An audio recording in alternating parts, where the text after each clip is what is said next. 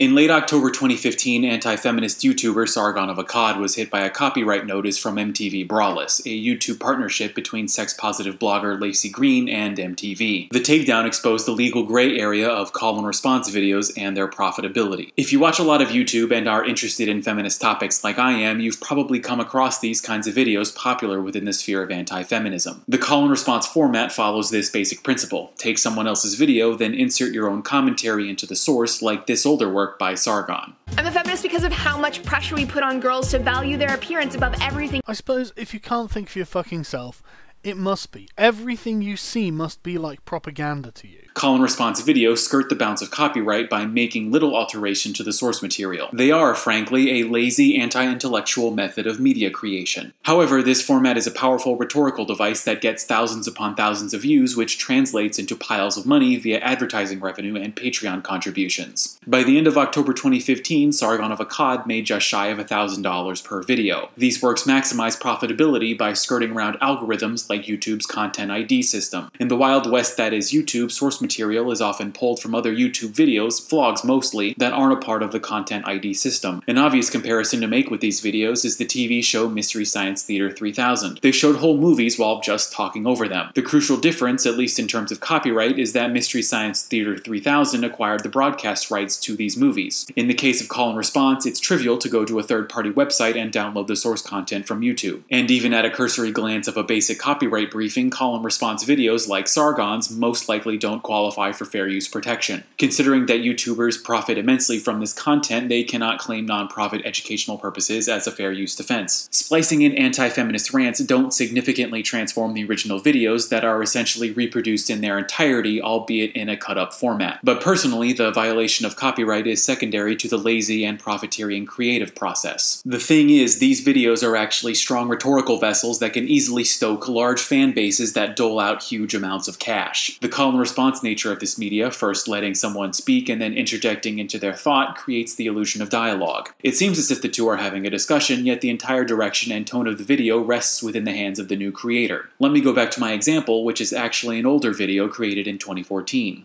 I'm a feminist because of the reality that there are people who would take these words more seriously if they were coming out of my mouth. He hasn't said anything stupid yet.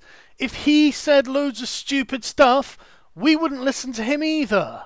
Green isn't given any chance to elaborate her points, defend herself, revise, or even recant what she said, like she would in a normal conversation. It puts on the air of intellectualism by breaking down someone else's argument, yet there is no new idea built back up. Counter-arguments are often made against imagined connections that simply aren't present in the original narrative. And because Green isn't there to respond, Sargon can then extrapolate and then ridicule the straw man he's constructed. We get no engagement or true discussion of the ideas contained within the source. Instead, the overarching narrative is, I bet he had a fucking job though, didn't he? You fucking liar. Why don't you go to the police then? There are laws. If you had some actual injustices, people wouldn't dismiss you. The magic of call and response relies upon how simplistic it is. This probably has a lot to do with poor writing, if there is even any writing at all. You see, many anti-feminists, anti-progressives really pride themselves on authenticity. That is to say that coherent, written, and thought-out works with any modicum of focus are thought of as insincere. On the other hand, videos like this, I haven't actually watched this video yet, but I know by the title, it's going to be fucking great.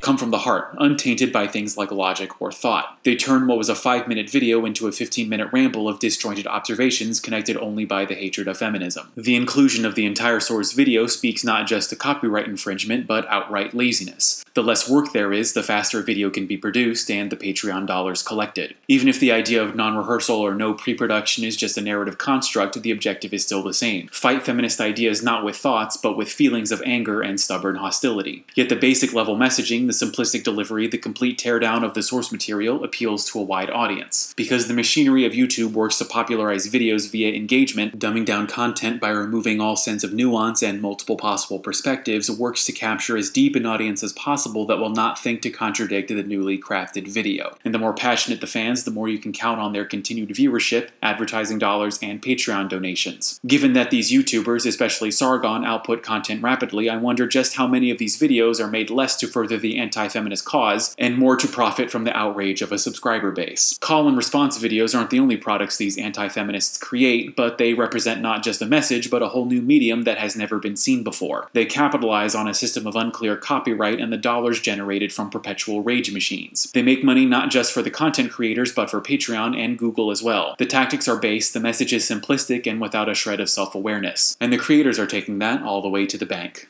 Thanks for watching, and mahalo.